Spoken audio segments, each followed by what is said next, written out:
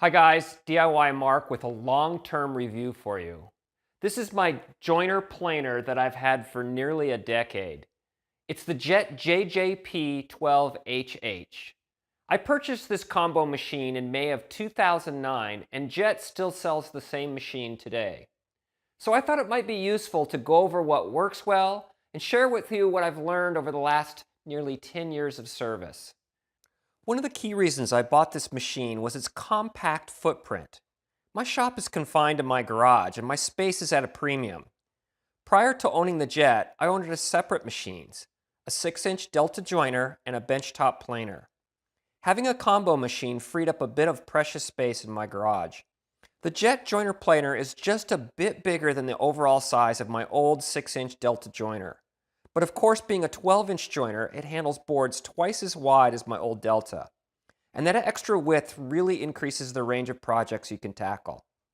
My bandsaw has a 12-inch resaw capacity, so I can resaw a wide board and then surface it on the planer, something I couldn't do with my old 6-inch joiner. It's a big, solid machine. It features a 3-horsepower motor that is controlled with a magnetic on-off switch. The bed length is 55 inches long and it stands 33 inches tall, and it weighs in at 500 pounds. Still, I was able to find a mobile base for the machine from Rockler that allows me to move it around the shop when necessary. Jet sells this machine with standard high-speed steel straight cutting knives or a Carbide Helical Head design. I purchased the Helical Head upgrade and I'm glad I did. The Helical Head really gives you a nice, smooth finish.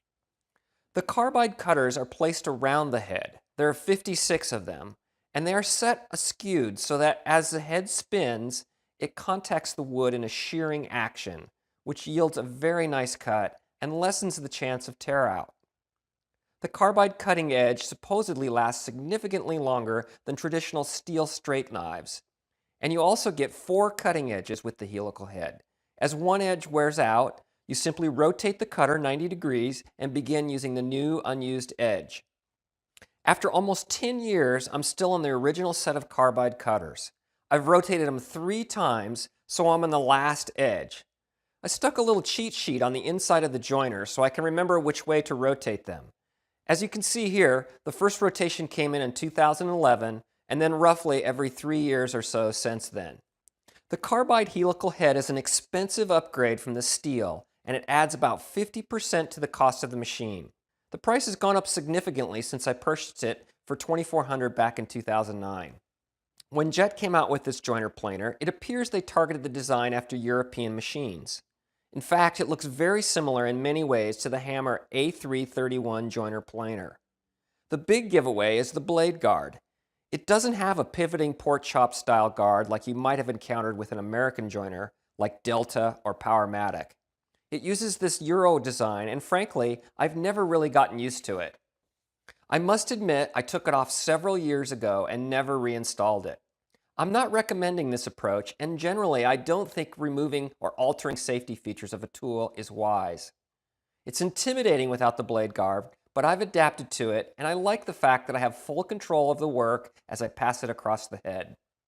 One of the other Euro-like features of the joiner is the surface of the bed. It has these raised stripes on the table that are supposed to reduce friction between the lumber and the table surface, making it easier to push through the knives. While I think it does reduce friction if the tabletop is well maintained, like any cast iron surface, it can be susceptible to rust, and the groove design can make it more difficult to clean up. I live fairly close to the ocean, which doesn't help. Typically, I use mineral spirits and a sanding block with 220 grit to clean up any rust on my machine tables between uses. And I then treat them with Bow Shield. But the ridges on the table surface make that process a bit more difficult. Probably the best way to illustrate how well the joiner works is to demonstrate how I surface a board. I've got this 9-inch wide piece of 4/4 maple. And as you can see, when I place it here on the flat surface of my table saw, it rocks around a bit, meaning it's not flat. I note where the lumber is contacting the table. I make 2 X's on the top of the board where the board contacts the table without rocking. This will be my hold down points at the joiner. Next, I put some diagonal pencil marks on the bottom of the board. This will tell you when you've jointed the entire surface. Now I move over to the joiner and place my push blocks on the X marks. Fire up the machine and push the material across the cutter head, making sure I keep even constant pressure on the material as I push it through. After the first pass, you can lift the board and see where the cutter head has removed any material. Any pencil marks left means it needs another pass. I typically keep the joiner at about a 32nd inch depth cut. I just want to remove enough material to get the board flat and no more. Once the pencil marks are removed, I go back to the table saw surface and check my work.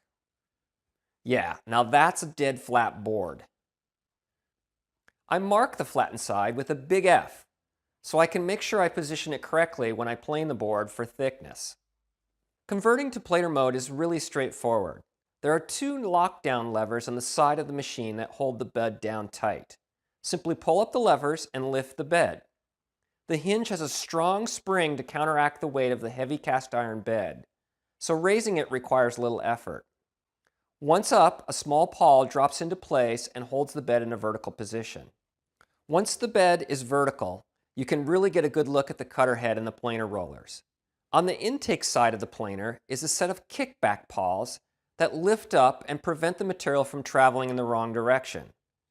The first roller is a finned metal roller that uses its teeth to grab the lumber and pull it into the cutter. It's very effective at grabbing, even on the slickest, hardest wood. On the outfeed side of the cutter head is a rubber roller that pulls the material out and feeds it to the exit of the planer. It works pretty well, but I've noticed it's not as effective as when I first got the machine, and it sometimes slips when it reaches the end of the board. I suspect that the rubber has gotten a bit harder and less resilient over the years. Still, 98% of the time, it's no issue. Continuing the joiner to planer transformation, next rotate the dust port from the joiner to the planer mode to catch the chips from the planer and protect yourself from the cutting wheels. Then connect the dust collection hose. Using the depth wheel, bring up the planer table to approximately the thickness of the board to be planed.